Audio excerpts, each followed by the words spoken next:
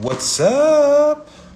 Long time no see. I feel like it's been a minute. I feel like it's been a couple days since I was on here. We got a couple lined up this week that I'm quite excited about. So this is the first of let's say three. So I'm currently waiting for my guest to join. What's up, my friend? In the meantime, that was good. Good timing. Good timing. Give me 1 second.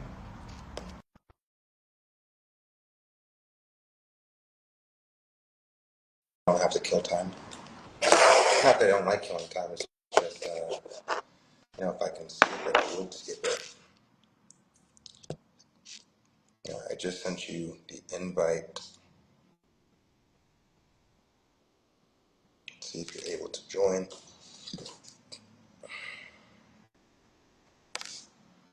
You're hitting the button.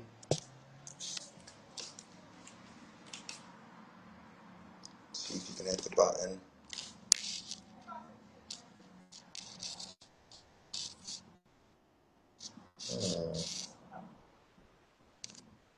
I'm sending the button. I don't know why the button's not. Maybe you can chat me and describe what you're seeing on your end. There's also a button to request to join. That may be what you need to do. But right now it's saying that you're unable to join. Minolaki. Minolaki.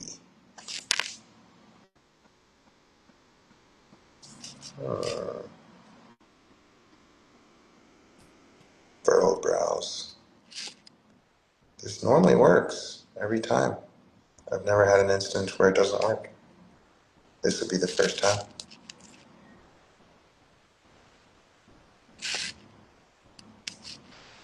Can you write a chat in here to let me know what you're seeing on your end, my friend?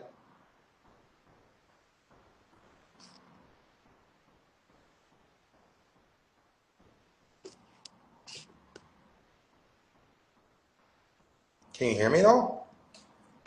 Give me some kind of sign. Any kind of sign. Yeah, keep saying that you're unable to join.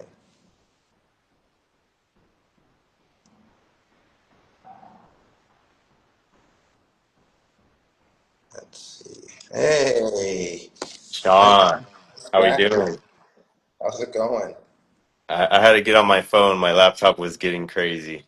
Sometimes laptops, like my laptop doesn't like Google, the Google calls, conference calls, just kicks me out. Yeah, it's good to see you, man.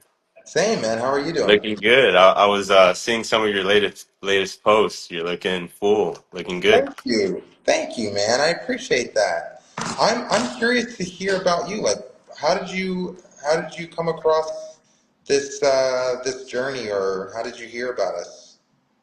So, 5 years old, I my grandpa had a heart attack. That was kind of my first little weird wake up call in life. Hearing, you can lose your health if you're not taking care of it, kind of thing. And then basically around 16, I got a little close to my dad. We were a little distant most of our lives, and basically found out he was addicted to a lot of pharmaceutical drugs and not living a good life, kind of an addict. And unfortunately, lost the old man to an overdose in 2018. And not that that was the main journey, but it was big impacts of health being such a red, a red flag being signaled in my life. And as that was kind of progressing, going through school, I was already around the age of 13. I got into P90X. That was a gift from my mom. It was just a random gift. Grandpa surprised me with some protein. So little by little, things started falling into place. With the fitness. Eventually, stepdad gets the home gym, in the garage going. So we're rocking and rolling with that. Middle school hits. I meet Coach Rogers, and he was kind of game changing for me in the sense of letting me know, man, you have good genetics. Like he saw my features, he saw the big jaw, he saw the ligaments. He was like, you have a lot of potential to do something with yourself. And that was something I never thought on a serious level. So falling into that and getting a little bit more focus in the lifting, getting into high school, that's when a lot of my friends started getting hurt. A lot of people started, pulling their pec, rotator cuff tears, all this kind of stuff in high school because we were really trying to push it. And that's something that started turning me off a little bit, where I was like, maybe there's a different game to this. Maybe there's a build muscle, but in a smarter way. There has to be a smarter way to this, right? Mm-hmm. So that starts fueling this whole thing of, oh, and another thing was all around me, kids were already abusing um, level one PEDs, like, the SARMs, the stuff that you get easily in the market, I guess you can say, in high school. So I'm already seeing this around me, but there's no one that's taking PEDs and going to a level where I was like, man, I want to be like him. It was never like that. It was more like I see what the PEDs are doing. I see how they're, fueling themselves with it. Sure, they're getting more scores, but when you talk to the person, there was always something missing. Mm. There was a an alpha thing that just wasn't there. No matter how much wins, no matter how where they put their body, Hmm. how far they brought their body, the PEDs just wasn't answering what they were trying to do. The Is what hole I in the started heart. noticing. Say that again. The hole in the heart. Right, right. So more and more, I start identifying this, and I start realizing there has to be a smarter way to train. So I'm over here identifying high volume training, Mike Menster style training, like all these different aspects of training, high rep, low rep, tempo, and this is like throughout the years, right? While I'm identifying all these things and fine tuning my routine year to year, fine tuning what's been working, what's not working, what's been working, what's not working, um, I started seeing more and more the impact of performance enhancing drugs destroying something amazing. Because, like, I started falling more and more in love with bodybuilding. I started realizing how difficult it is to hold a pose, contract all these muscles, do all these things. But then seeing amazing athletes die and amazing athletes lose their health, and seeing the King Ronnie barely walking these days, it's been such a pattern of this sad ending of such a cool story, such a cool journey, and then such a sad ending. Wow. um so that's been something that's slowly just been growing and growing and growing throughout the years, that I've gotten to a point where I've realized two things. There's going to be a point where natural aesthetics and being natural is going to be the number one thing. It's going to be what everyone realizes this is what we actually want. When you ask people what's sexy, they always turn towards the other direction. It's never the big mass monsters.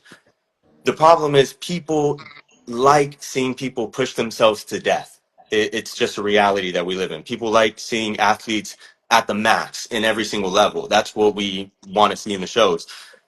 But we can fine tune this in a way where we can do the same thing. We can push human potential to its absolute limit. But now that we have AI, now that we have technology, we can identify everything in a healthy way, not in a let's, make all these synthetic compounds that are destroying people.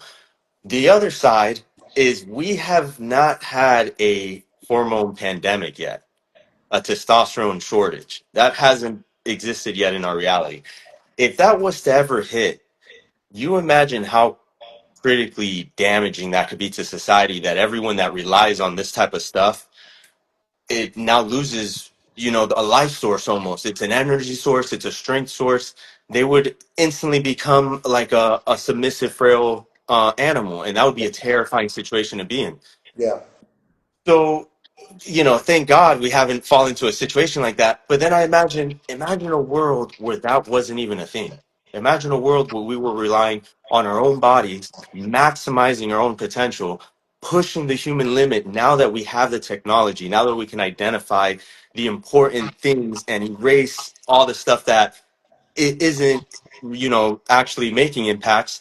And we can continue moving the dial in a way that is exciting for the future of fitness and health and nutrition, but now towards the right direction instead of this weird wrong direction we've been going. We see it in the comments. People are sick of it. People hate the fake natties, all this kind of stuff coming out. So we see the impacts of it already on that side. Now it's a matter of, can we fuel and explode something that could be as amazing as true natural aesthetics, true Natty King, having these type of competitions in place where they are exciting, where they are not twisted in a way where people are like sneaking their way in and they're not natural, but in a way where we can finally find easy identifiers to start ruling out these type of athletes that do want to cheat and start representing, the sport in the way it should be represented, because no sport represents their sport in a dirty way the way fitness does. And I feel like we could clean that up. We could take that to a level that is exciting and glorious and kingship, status.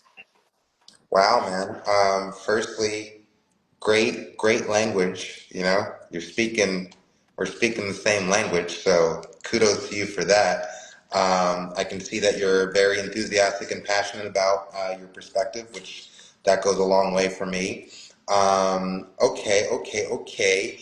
Yeah, man. Based off of like just to piggyback off of what you just said, I feel like the only thing that natural bodybuilding, like if we were to take, because like me, I'm a storyteller. I'm also kind of creating uh, something of like a new job profession called story designer, where essentially, you know how like there's so many different brands and content creators and different companies and things of that nature. I want to invent a career path for a person who comes in to like a startup company or like they're doing like a marketing campaign, and their job as a story designer is to infuse a kind of elaborate, almost fictional story laden with lore and mythology in order to make a product appear more appealing, compelling, captivating than it is without that added layer of lore and mythology. Which is why we're using. How much familiarity do you have with the Natty King project that I'm working on? Honestly, very little bit. I've seen a few videos. They were pretty exciting. Then I watched a few of your Instagram videos, but not very in depth on the whole, thing. I saw some of your feedback, which looked super cool.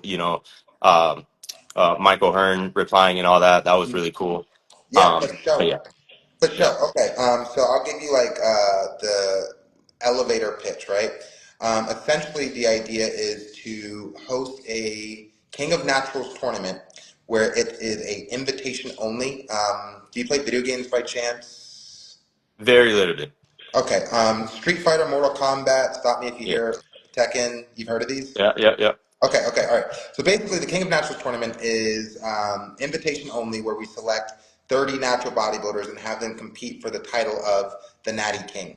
The winner of which will win a $1 million cash prize, which is an unprecedented amount within the sport of bodybuilding as a whole, and essentially become the face of not only natural bodybuilding, but has the potential to become the face of bodybuilding and the fitness industry at large. That becomes a different project after the Natty King gets crowned because they will inevitably going up against whoever the Mr. Olympia is at that time. So we're eyeing 2028 to go into production for that. It's intended to be a cinematic docuseries that spans 15 episodes on Netflix, right? So with that in mind, that's like the brass tacks of it. As a storyteller, I kind of get my rocks off of epic storylines, like larger than life, all about scalability. How familiar are you with anime? I've watched One Punch Man. One Punch Man's great. One Punch Man's great. Okay, so Saitama, he punches people, and like he like the whole storyline with for Saitama is that he can beat anybody with one punch, right? Right.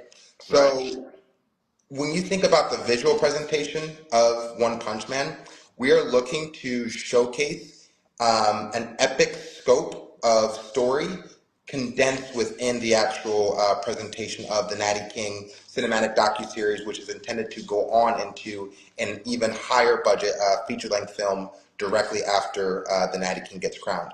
All of this is crafted with the intention to essentially what I'm running into resistance as when it comes to my intention to have natural bodybuilding surpass the enhanced side is that the enhanced side of the sport thinks that it can't be done. Why can it not be done? Why can natural bodybuilding not surpass the enhanced side? Well, from their perspective, audiences are only interested in seeing the freak shows, right? But how many people went to go see Avengers Endgame in comparison to how many people attended or even know about the current Mr. Olympia, right? True. Right. So, from my perspective, I'm not competing against the physiques of Mr. Olympia. What I'm really competing against are the top level filmmakers who are creating like blockbuster level films, and I'm looking to tell stories within that framework. Gotcha. So the underlying fictional story of the Natty King that is supposed to be told out over the next several decades is that by crowning the first Natty King in 2028, it sets forth a sequence of events that lead to humanity achieving world peace. And we would be able to show that story over the course of decades. But it cannot happen unless the Natty King actually gets crowned. So like those are the stakes as to why this King of Naturals tournament needs to be held, and those are the stakes as to why we need to crown a winner in order to put in motion the sequence of events that leads humanity to world peace. That's pretty huge. So, in this sense, uh, of course, we're connecting these things to create bigger attention, bigger audiences, bigger impact, which makes sense. And you were mentioning a Netflix series after being crowned, which could involve up to 15 episodes and all that kind of stuff. Suppose somebody goes into the competition, they dominate the competition, they have a look and persona that the crowd loves. Oh yeah. We start the Netflix series. The Netflix series ends up being a hit. Things are looking good. Massive impact. Multi-nation, want to now get involved. What's the next step from there once we're now achieving, I guess, world peace in that sense? Is there like a next step for Natty King? Is there then a continued competition? Yeah. Okay. So I'm actually calling the entire. Are you familiar with WWE? Yes. All right. So the makers, owners, CEOs of WWE, and all the people integrated into the product, they refer to the franchise at large as the WWE universe, right? So if you are a WWE superstar, your brand, your name, your persona, and your name and likeness is integrated into the WWE universe. You are no longer just John Cena living in real world. You are superhero John Cena who can't lose and goes by the core tenets of hustle, loyalty, and respect. And you are a part of the WWE universe at large. Your name is attached to that universe, right? So within the realm of the Natty King, I'm calling the actual universe the Nattyverse, very similar to WWE Universe or Marvel Cinematic Universe. Oh, Um, so the intention would be to do the Netflix cinematic docuseries first, which leads the athletes into the competition of the King of Naturals tournament, which would, in my mind, it would occur at the very end of 2028, right? So we crowned the Natty King. We've seen the cinematic docuseries. We've taken athletes from all around the world. So every audience has an opportunity to connect with one of the athletes. We would have an Indian bodybuilder, a Chinese bodybuilder, a cowboy bodybuilder, et cetera, et cetera, et cetera. gotcha. Nigerian, we want it Yeah. to be, we want global appeal, and we want the audience to find something from someone, right? So after we do the docu-series, we crown the Natty King, the next step would be opening up the universe and presenting it in the form of feature-length films, telling the same story, only basically, how do I say it? Kayfabing it. Kayfabe, which is not a commonly used term, but it's a WWE storytelling device. Where, okay, if we were to take John Cena again as an example, John Cena outside of the WWE universe, he's just a wrestler, right? Okay. Like, if we take him out, like, what is your profession, John Cena? I'm a wrestler and I'm an actor, right? Right. Inside the WWE universe, John Cena is the greatest of all time. He has the most WWE Championship titles, 17 in the history of the franchise, and he is like the poster boy for what it means to be the face of that product, right? Right. So that's basically the nature of kayfabe. It's like blowing things out of proportion, adding layers of excitement and lore, like I said, to the existing product and just blowing it up. Okay. Yeah, I like it. I yeah. like where this is going. So the question that you asked is, where does it go from there? Docuseries leading to the crowning. Crowning from there, we actually tell the same story, only present it in the form of a feature-length film. With that film, it's like we've got explosions, we've got like samurai, ninjas. It all makes sense. Like it depends on like how you write it, but like it makes sense. It's just very action heavy, very theatrical, right? Okay. From there, likely what would happen is we would go straight into presenting the Natty Queen in 2029. Okay. And Very we cool. would basically do the same thing over, only have it be the female athletes, with the intention of, in the background, we're building out the specific athletes who have already become integrated into the Natty verse, and we're doing like offshoot things. Like then that's when it basically branches out. Where if you have a compelling story, now we're making a documentary about that specific athlete because he's got a really enthusiastic fan base, or maybe this person has like a really cool movie idea concept that we're able to like cast him as like the main star of. That's when it really becomes the Nattyverse due to the fact that it's already been established. Gotcha. Pretty in depth. This is huge. This is pretty huge. Yeah. What would be needed, I guess, from your athletes at this point? What would be qualifications? What would make sense? What wouldn't make sense? Yeah. Do you compete in bodybuilding? I've never stepped on stage, but I've Okay. practiced for years. Basically, Do you, that's do you been. plan on competing? Yes, but what's turned me off is the way they're drug testing athletes just doesn't make sense. Like athletes will, abuse for 7 months, get off of it for 3 months, jump on stage, things like that. So it's a little weird. It's a weird time to be a natural bodybuilder. It's a weird Yeah, time for it. yeah. And honestly, I haven't even gotten into the weeds of all that. I'll be completely transparent with you. The intention, once we actually go into full production, aiming for 2028, we are circling around Netflix currently, pitching it to them, and it does look like it's going to end up on that streaming service. Regardless, wherever it ends up, we would have the strictest drug testing protocols. Blood work at least 4 times a year, maybe even more depending on the athletes who like look super duper not natty. But they would be randomized, very similar to how UFC does it. Just showing up at their door at like 6 o'clock in the morning, drawing blood, doing the blood panels and things of that nature. That's what we would do in order to adhere to creating as much transparency and looking to catch anyone who might be lying as quickly as possible. With that being said, my optimism and trusting nature, my hope is to not cast anyone onto the roster who is lying to my face about their natural status.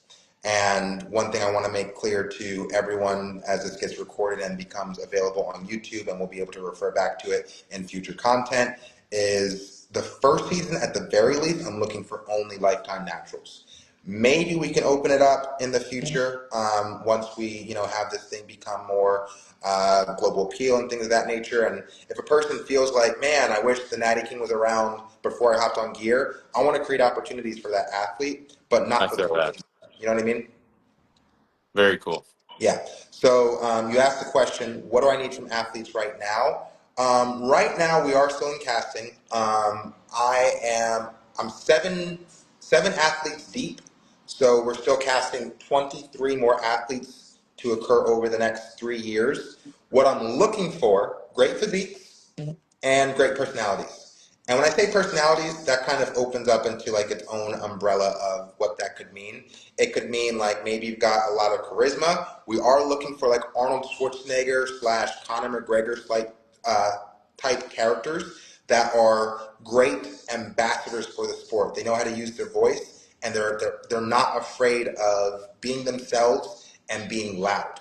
A great line that I heard from Kendrick Lamar in his album Section 80 the other day is he's loud and he's humble.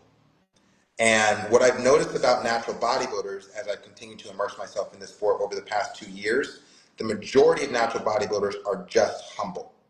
Hence why we haven't really made that much progress so far as recognition, so far as cash prize, so far as like anything that would equate to the level of prominence that the enhanced diet has made. Because we are not loud.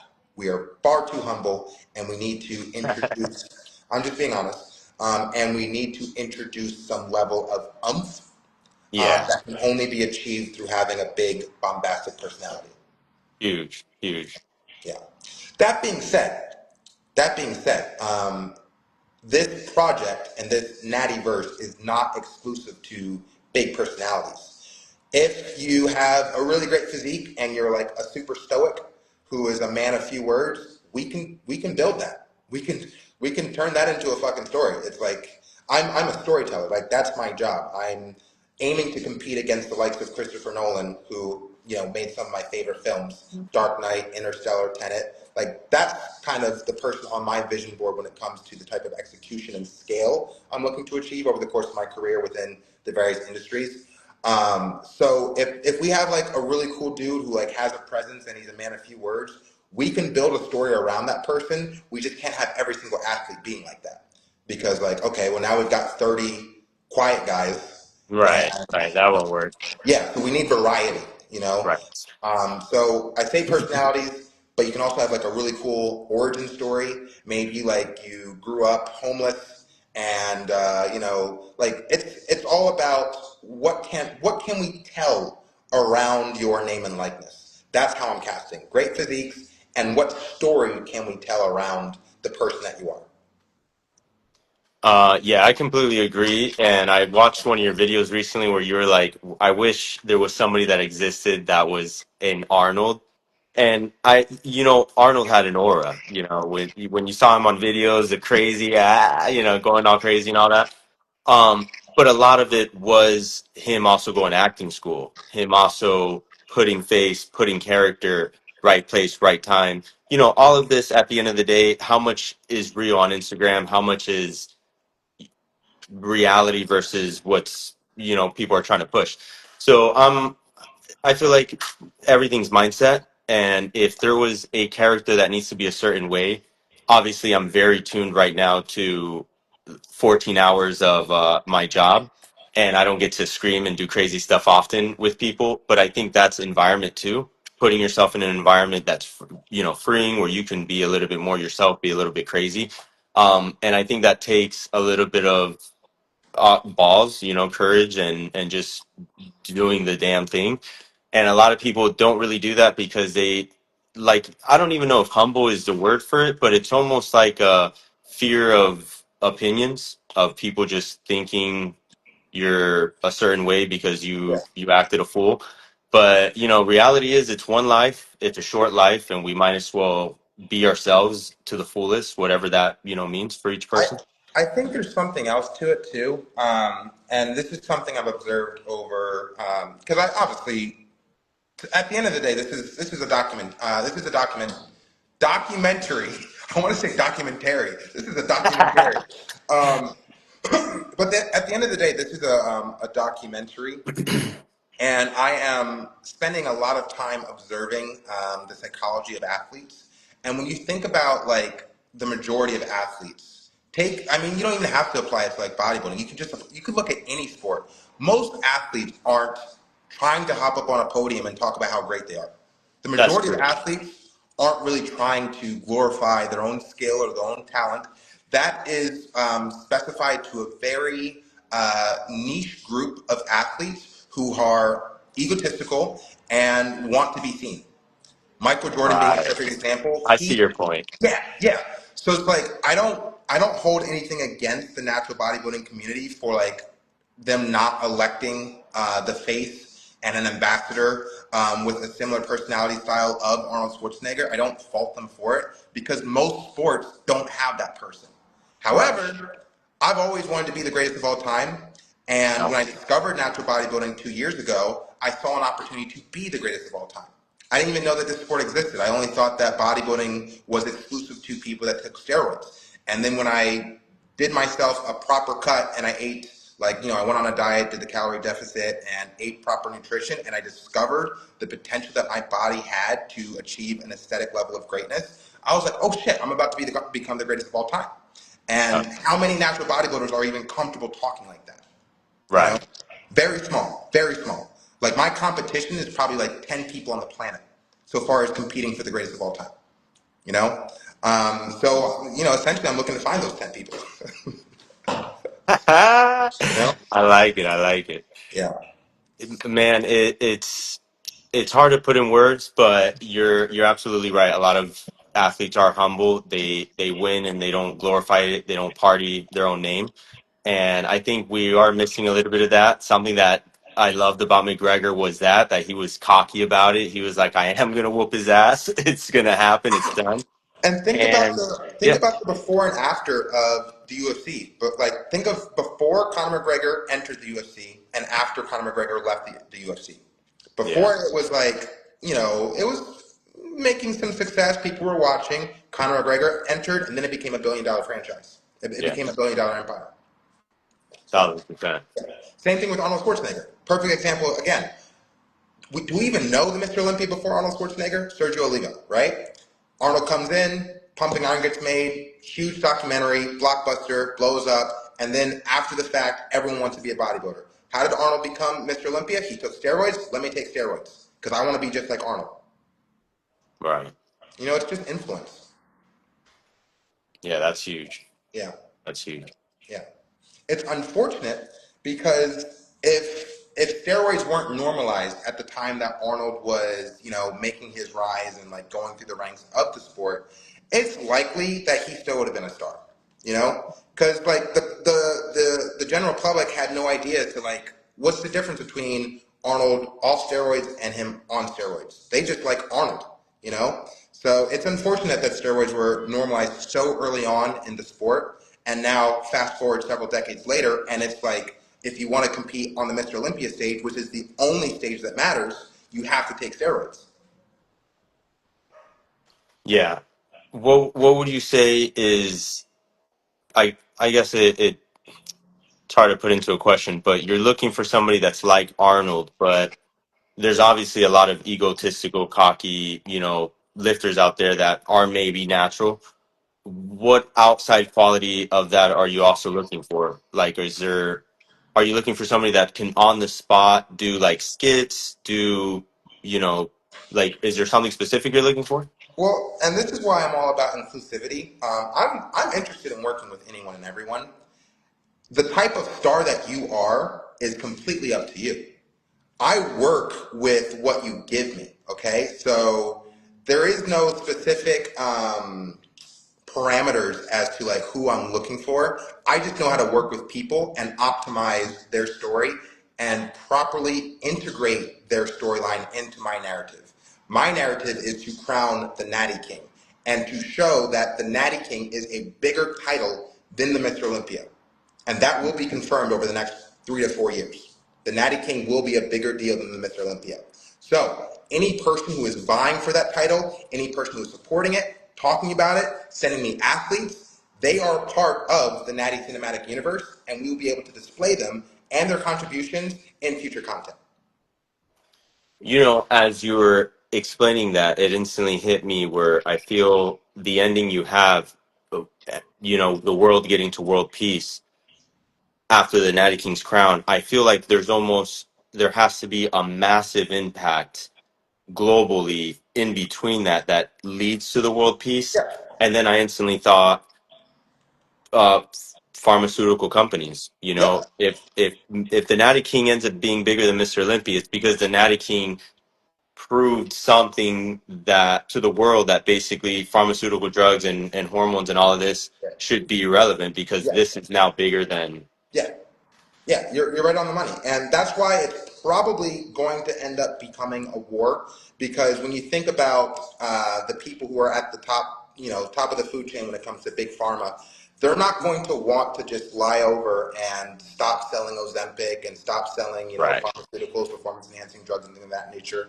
And when you think about like the actual Mr. Olympia, the enhanced side of the sport has been superior for so long. So you think that when the Natty King, it airs on Netflix, we crown him, the winner of the Natty King gets a $1 million cash prize, bigger than any cash prize in the sport of bodybuilding. You think they're just going to like roll over and admit defeat? There's no way. Yeah, right. So I already have a contingency for that.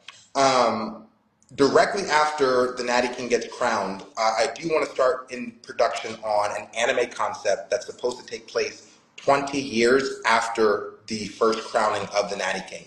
That gives us an opportunity to control the narrative and show what the trajectory of this success will look like and how the world will be shaped differently by the crowning of the Natty King. And I'm going to tell you, it's not going to be some like easy, simple thing where like the world changes overnight and all of a sudden natural bodybuilders are the thing to be. Yes, that will be like a subgroup of people who are like totally influenced and motivated to become the next Natty King. But then on the other side, you still got the people with billions of dollars at their disposal who are still trying to make money off of pharmaceuticals, off of doubt, fear, insecurity, and they don't want us to win.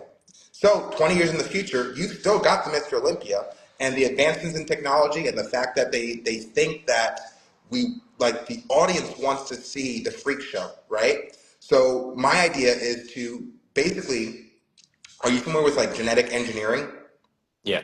Yeah, so I would like to display that the top Mr. Olympia competitor 20 years in the future has been genetically engineered to have 4 arms. So he's got like, he looks like Gora, right? And then Oh, on the natural side of the sport, it's just pure perfection. It's like the epitome of what human potential is supposed to look like. And maybe we throw in some really cool superpowers that I will be able to explore later on down the line. But basically, right. it's suggested it's anime stuff, right? Right. But we're looking to create that contrast so that the dark side is one that people feel like, okay, maybe if we give the next bodybuilder 4 arms, like maybe that'll be like really cool. Who wants to follow that path as opposed Right. to the light side where it's like it's a cooler community full of like enthusiastic people who are simply bent on peaking themselves mentally, physically, and spiritually. And through that community, that is the community that leads the movement to achieving world peace. And by the time that we get to the anime, that's set 20 years in the future, we're this close. We're this close. I That's love those are, that. those are the stakes of the anime. I love that. I love the split where it's like it gets just worse and worse and more mutated and more chaotic basically down the enhanced path. And this path just continues getting more and more perfect and cleaner and healthier. I love that. I think that's brilliant. That's Yeah, you brilliant. get it, man. You get it, man. And I just added the superpowers just because like I'm really influenced by One Piece and I love Hideo Kojima. And I want to suggest, obviously, it's going to be presented in the form of a fictional narrative first, but I want to suggest that through the pursuit of peaking yourself mentally, physically, and spiritually, and aligning yourself with with a greater purpose, the greater the purpose, the greater the powers. And like stories of when like a mom is able to like lift a car because her baby's underneath Yep. the car and stuff like that. That's kind of like how I want to structure the power system. Because like Right. the natural bodybuilders, they are peaking themselves mentally, physically, and spiritually, and their purpose is actually to get this done and like actually achieve the ultimate goal, which is like rebooting the world and achieving world peace. And through that purpose, they do unlock special abilities that get to manifest differently based on the athlete. Badass. Love it. Yeah, way Still cooler than real. 4 arms. Yeah. That's going to be the craziest part. Yeah, yeah, yeah. Oh man. Love it, man. Love it. There's a lot to kind of break down as far as what you've given me. So what would you say is the game plan? How do we kind of where do we go from here kind of thing? Well, it depends on like I'll ask you the question like what do you want? What would you like? Tell me. All right, maybe you can break it down in 2 different ways. Let's say like I didn't exist and the Natty King was like a figment of a thought that never was expressed out loud ever, right? What does your 5 years look like having like just removed me completely out of the equation? Let's hear that first. And then I'm going to ask you the question. Now that you understand where this project is going, I would love to hear how you would like to contribute. So I'm 31 now. In my 20s, I kind of created this mountain that doesn't exist called Olympus. Oh, And I saw that hashtag. yeah, and basically, Mount Olympus is identical to Mamba, Kobe Bryant, Mamba, the whole chasing your best version. And so I created a system where it's a it's a system that never ends. You're basically always improving upon who you were yesterday, who you were last year, and it's always tracing greatness. And that's basically Mount Olympus is climbing this mountain that never ends. It just keeps getting bigger and bigger. That's fucking sick. That's Hell fit. yeah. Yeah, Hell yeah.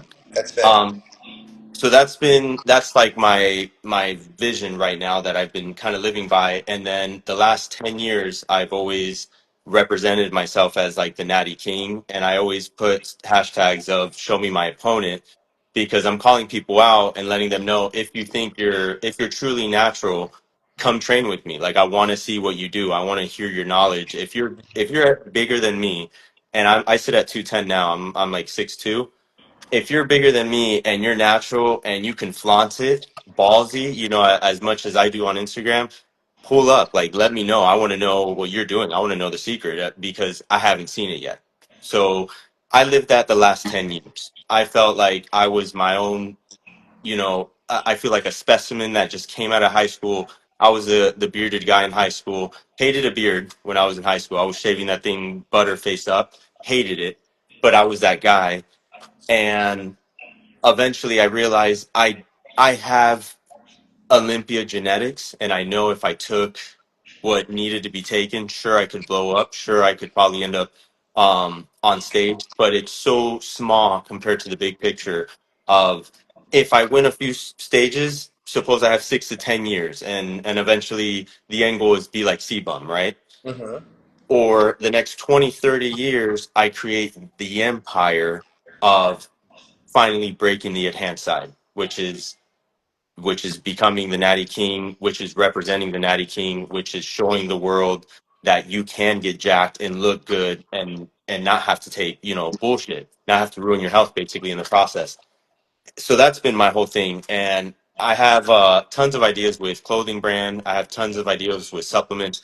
I've already identified so many patterns, and I've realized the patterns are the $1 million thing. It's not the few supplements you have to take. It's if you identify the pattern of the supplements you're supposed to be taking, then you always get the end result.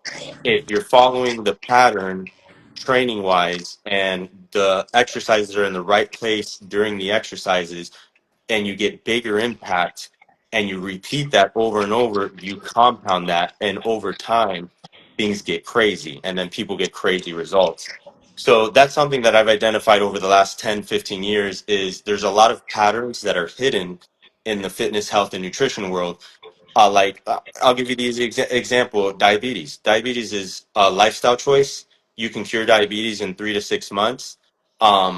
A majority of the population that say it's a passed down um, genetic kind of thing.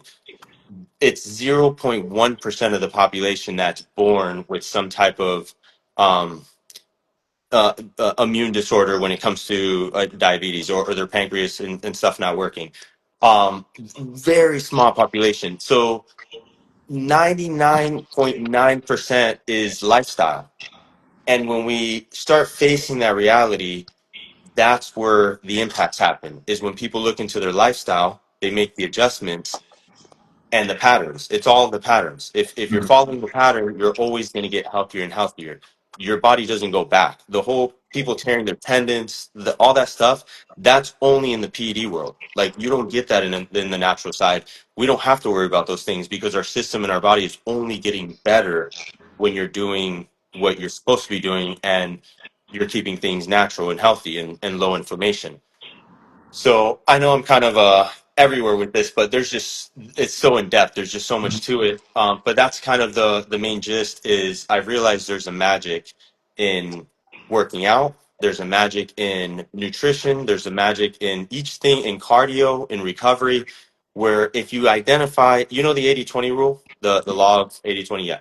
Um, there's that in all those components I just mentioned. There's something that you can do 20% of the time and get 80% impact. I only Mhm. work out 3 times a week. A lot of people work out 6 times a week and they can't grow their arms, or they can't grow their legs, or they can't do this or that because they're doing the 80% of the work for 20% of the results, while I'm doing 20% of the work for 80% of the results. Mhm. And if you can identify those patterns over and over and over with each of these components, you can get rid of all the noise, all the waste of time. Now you have all this gold, all this precious, pure, useful stuff.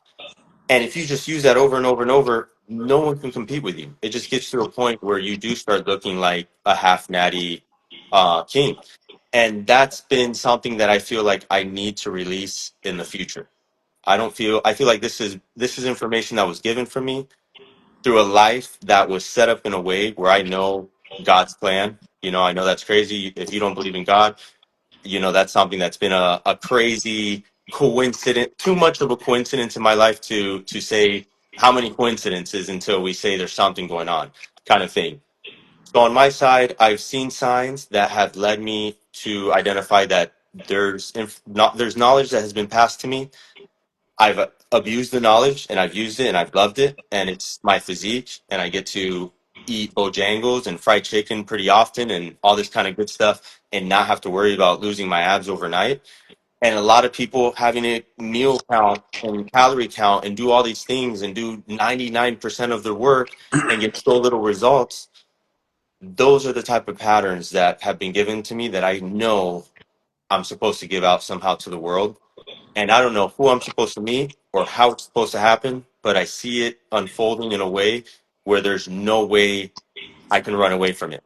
Like I'll basically get swallowed by the whale if I run away from it. So at this point, I have to slowly become, whether it's with you or whether it's on my YouTube channel, I have to become this natural natty queen to be able to represent a mass of people that don't want to take PDs, that don't want to fall into pharmaceutical drugs, that don't want to ruin their health, that want their natural body systems to work and do what they're supposed to do. Every human isn't supposed to have all these issues. We have these issues because the American diet, because of lack of knowledge in so many areas that we're just not given that information. If that information was out there and represented and brought to the masses in a way where people can digest it and realize, holy crap, I can change my body and become like him or her if I follow the patterns and I don't fall for the temptations of the easy route. I know it's possible, and I know there's a way to present that and bring it out to the world. And it's not going to be easy, but that's kind of my next 5 years is creating my channel, trying to represent myself at that prestige and level.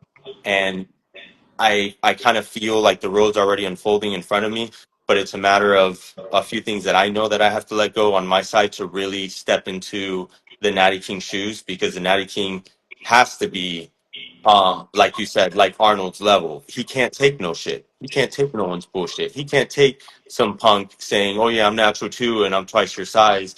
He needs to be witty and to be able to identify and to be able to call out on the spot like the badass he is. And I know what that's going to take, and I know there's certain adjustments that will get us there. Um, but if there was ever a time for it, it's now. And I know this is going to sound weird, but Jesus was baptized at 33. Not that that correlates to anything, but I've always told myself if I was ever going to get famous or do something wild or epic in life, it has to be before 33 or by 33. And so I got 2 years to make fire. And I've never been in this shape in my life. I'm the leanest I've ever been. I'm the heaviest I've ever been. I run, I don't know if you know CR Crunch. It's basically the fastest growing industry in the personal training world for commercial gyms, Crunch gyms, basically. I'm a head coach in our gym. We make crazy money there. The hospital next door to us, the nurses and the doctors don't make the type of money that we make in that gym. So we're making magic. And being in that type of environment, training 30 to 50 people per month, you also start seeing and identifying patterns in that area. And I'm starting to realize there's a lot of desperate people that have no solution. And the only solution we got is people like us. And I know that sounds crazy, but that's kind of the situation. My bodybuilder nickname is actually the solution. Hey, let's go. Let's go. I love that. I love that. Okay, so you said a lot of stuff. That's dope. A lot of the stuff that you said, I relate to, in a lot of ways, in more ways than you would know. You mentioned Jesus Christ and how the impact that he made by 33. I'm turning 34 in September, and dude, I've been thinking about that this entire time. And another. It's like Jesus Christ and Bruce Lee are two of like my real world role models that I like to kind of model my trajectory off of, so far as the type of impact I'm looking to leave on the globe by the time that I'm done. So yeah, man, we are definitely aligned in that. The one, what's the word? You talked about diabetes and how it's like it's avoidable, right? I would be, as you continue to progress in your career, I would be conscious of how you talk about diabetes, since it's I'll just give my perspective. If I don't have it, I don't feel the most comfortable talking about it, because we actually have an athlete on the team who's a type 1 diabetic. And if I'm sure, I know Zach. that if he was, oh, Zach, yeah, you know Yeah, Zach? he's awesome. He's awesome. Yeah. Have you guys Yeah, he's talked? great. Very little bit on like DM, like just personal. We follow each other. He's been awesome, huge inspiration. It's funny because I thought of Zach as I was explaining the diabetes thing, and he seems like one of the few that it's just it's one of those things where there's no way around it. And I Yeah. know people are in that situation, and I hope I didn't come off as insensitive. I come from a background where I've tried helping my grandparents get off of medication. So I fought for years to get my grandparents from being diabetic to not being diabetic. And my grandma's no longer diabetic. So I was able to help her. My grandpa, he just, so many bad choices that the lifestyle never changed. And he just remained having to inject insulin and everything. So I know, and I completely understand. I know there's people in situations where there's no way, out of that, and the only solution is having a doctor help them. Yeah. And I feel like that's the only time when doctors actually make sense, when there's no solution and we need doctors to continue our life and being in a healthy homeostasis. So I'm 100% with you, and sorry if I Yeah. came out insensitive with the No, diabetes thing. no need to apologize to me. I'm just speaking to you, friend to friend, since we have very similar goals. I'll give you my strategy, because, like, I want to fix the world. I want to spend my life making the world a better place. That's the best way to Oh describe yeah, it. And I'm looking at the areas of the planet that actually need improvement. And first thing, it's like you want to look in like your most immediate proximity, right? So let's take my culture, right? I'm black, right? So as I continue to age and I continue to like I say, become more concerned about the worldly affairs, I'm starting to take notice in the fact that my upbringing, so far as being raised as an upper middle class kid in the suburbs, is incredibly dissimilar from how most black kids are raised. Some of them are raised in underprivileged environments where, it's like their father wasn't around. They grew right, up around gang violence, shootouts and stuff like that. And their entire experience of the childhood is one of survival and defense and coping, right? So that by the time they get to adulthood, their brain is literally formed differently. It is right, formed around the perspective of, I got to protect myself. You're an enemy. You're an enemy. I can't trust you, because everything that has led them up into this point has confirmed their suspicions, right? So 100%. if I wanted to help that group of people, it's not me. It can't be me, because I haven't had the experience. So instead, I take someone else who comes from that background and I have them talk to them. You know what I mean? Nice. I'm dead serious. And like that's the whole point of the Natty verse, is that I'm looking for representation across all different backgrounds, all different walks of life, so that we Very have cool. someone who can appeal to the masses of a specific environment. Very cool. Yeah, yeah. But yeah, man, like I love what you're saying. Like we've got the same ambitions essentially. So then it would just be a matter of how best to tell your story and like where do you fit within the Natty verse. So it's like, okay, I already asked you what the 5 year looks like without the Natty King existing or without my version of the Natty King existing. Now that you know about the project, you know about the trajectory, it's a multimedia project that's supposed to span cinematic docuseries, feature-length films, animes.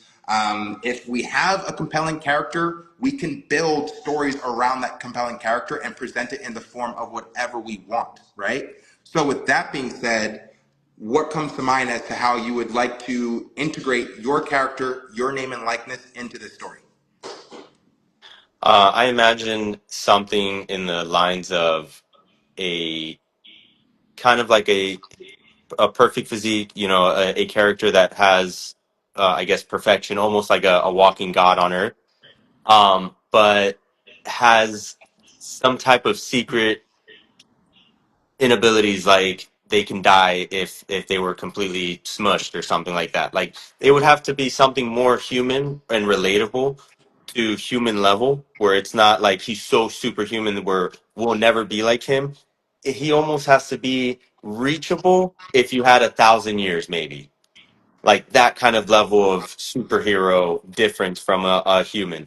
I feel like the Natty King would have to be something like that, where it's almost like he's at an age where he's relatable. He's, let's just say, in his 30s as the anime character or in the movie, but he has abilities as if he's been on Earth for 1,000 years, like maybe very smart, maybe very crazy reflexes, maybe crazy combat skills in every single branch, maybe moves like a ninja.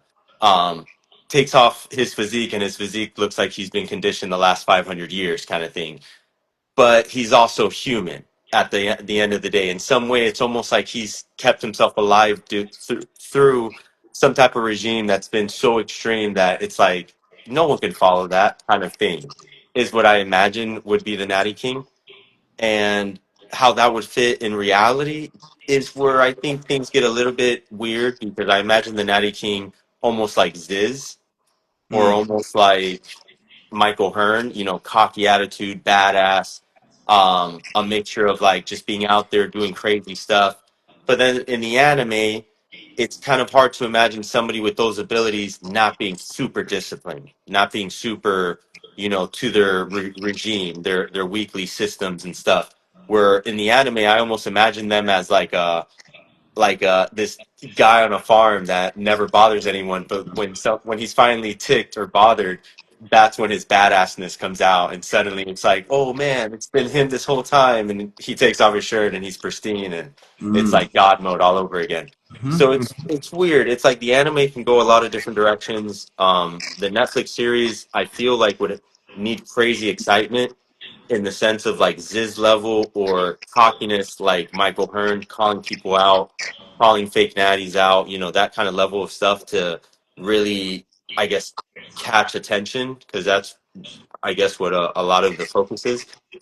And then when I imagine in reality, it's hard to, I guess, integrate each one where they all make the same storyline, if that makes sense. Like it's hard to be the real life Natty King and then the anime version Natty King, because they seem to be so different, if Well, that makes not sense. necessarily, because if you consider what the timeline is supposed to look like, the anime concept is intended to take place 20 years after the crowning of the Natty King. So anyone who's like, anyone that I'm recruiting, anyone that I'm talking to, let's say this is an in-universe conversation. So anime takes place 20 years.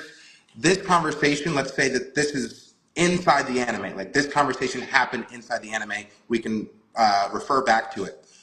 Your growth between now and the next 20 years can lead you to a spiritual transformation where the person that you are now can be displayed differently 20 years in the future. Maybe you're Okay. cocky right now, but after 20 years of like, maybe the Natty King has picked up steam in the way that you knew that it needed to. And so that by the time that the anime takes off, the new athletes, the new crop of athletes who are competing for the next whatever iteration of the Natty King tournament is going on, maybe you're like a lot calmer. because you're more of like a wizened veteran in this whole thing, and you don't have to be as cocky and flashy as you were in the first couple of years. Okay, I kind of like where you took that because it what instantly hit me was I imagine the Natty King being crowned, glory, applauses, everything kind of dies out. He continues his life. No one hears about him 20 years, right? But still, Natty King crowned. A challenger suddenly comes. Challenger pulls up. Where's the Natty King? I've been training, all these years, whatever, whatever. Pulls up to the Natty King, didn't even realize that the Natty King all these 20 years has been doubling up on his training. And now when he pulls up, it's even, more dramatic, more crazy on the anime, all that. I could definitely see something like that being That's pretty cool. a good build up. Yeah, I like that kind of stuff. Because I don't know if you know this, but a lot of naturals like they reach their prime in 40s, if not 50s. I've got a friend, Marshall Johnson. Shout out Marshall Johnson. He just competed at the highest level at the Yorton Cup, the OCB's Federation's biggest bodybuilding competition, and he got second last year. And he's Oh, wow. 64. He's 64. So. 64. hmm Incredible. Yeah, competing at the highest level of bodybuilding. You know, Incredible. so there's a lot of longevity to this sport. Yeah. So that's just something to keep in mind. And I'm super excited because you're 31, I'm 33. I know that my best physique is probably 10 years away.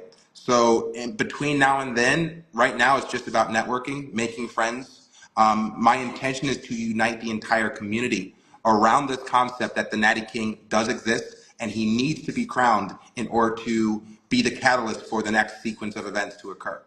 Yeah, that would be fire. And I love the idea. It would be really cool to get the whole group together if that's even a possible thing. Let me know. Keep me updated if however this goes. I think this is brilliant. And you were the only one that I've seen so far kind of put so much fire into this. And you have a lot of people standing behind you and saluting you and a lot of energy and law of attraction flowing your way. So just remember that even on the bad days, that this is so possible. And whatever you need on my side, whatever you want to see more of, if I need to get even more focused, if I need to do a crazy cut and show you some craziness, whatever it is, if you want to see some dramaticness, whatever, man. We're out Okay. here. We're All ready right. for Well, some action. I really appreciate you definitely we're on the same wavelength 100%. We are 100% on the same wavelength. I love that. That goes a long way for me. So if I were to give you any kind of homework, which I'm not one to administer, but if I was put in your shoes, I would definitely go on a cut. Just what Joseph is saying.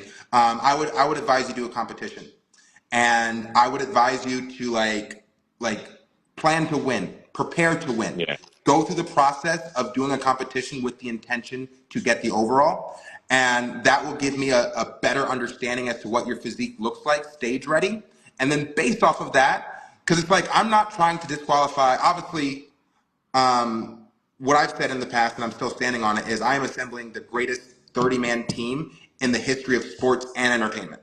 Like that's what I'm assembling right now, right? So if your physique isn't up to snuff with that 30-man team, it doesn't mean that you're kicked out of the Nattyverse. It just means that like your physique isn't of the same quality of the other 30 athletes. Right. But it's like you can still be like a phenomenal leader because like you've got the brain, you've got the mindset, you've got the words. So like we would just find another way to present you, and like it's not really the Heck end of yeah. the world, because like everyone needs help, So yeah. Heck yeah. Heck yeah. Man, absolute pleasure. If those other 30 dudes end up that much crazier, I gotta, Well, I gotta see this shit. see, This I is like gonna be that. I crazy. like that mentality. So Cause like that's that's what I'm saying. nuts. It's like That's I think we nuts. should do a show. It will inform you as to what your physique looks like on stage. It will inform me. Cool. We're like it's a form of communication to an extent. So like listen, we're locked in. Let's keep in touch, and then beyond just the physique, just work on your character because like you've got some storytelling in you. So just start telling your story. Tag me occasionally or however often you want so I can see how you're telling the story. Happy to brainstorm and piggyback as to like how you want to lead the narrative. It doesn't have to look flashy because as long as you're like, I'm all about coding and like subtlety. If I can see the intention behind the content, then I know how to work with it. And then I know how to plan for the future based off of the information that you're telling me from the content. Okay? Got it. So it's like open ended, like we can totally work together. Awesome. Awesome. Cool. Okay, so show and it's go time. Yeah. Yeah. How do you say your name? How do I say my name? Jaziel. Jaziel. That's a cool name. That's a cool name. Jaziel. Thank you. Yeah, man. No, we got some shit in common, bro. Oh yeah, bro. And Sean, right? Yes. Yeah. Sean, you're the man. Okay, Fury's man. a badass last name. Is that your last name? It is. That is a My father's badass name last is name. Mark, and my brother's name is Nick. He's the agent of Shield, but I'm actually Yeah, like the real life Nick Fury, coincidentally. that is kick ass. That is Yeah. badass, bro. You Well, enjoy that. thank you, dude. It was great. It was great talking to you. What up, Coach? We're just hopping off. Shout out, Coach. But yeah, man, it's great talking to you. Let's keep in touch, and yeah, I'm looking forward to seeing your journey. We'll be Hell able to yeah. work together regardless. Sean, absolute pleasure. Hope to see you again. Little bicep shot. Let's go. Let's go. Let's I love go. it. Let's go. All right, Alrighty, man. brother. I'll talk to you soon. See you soon.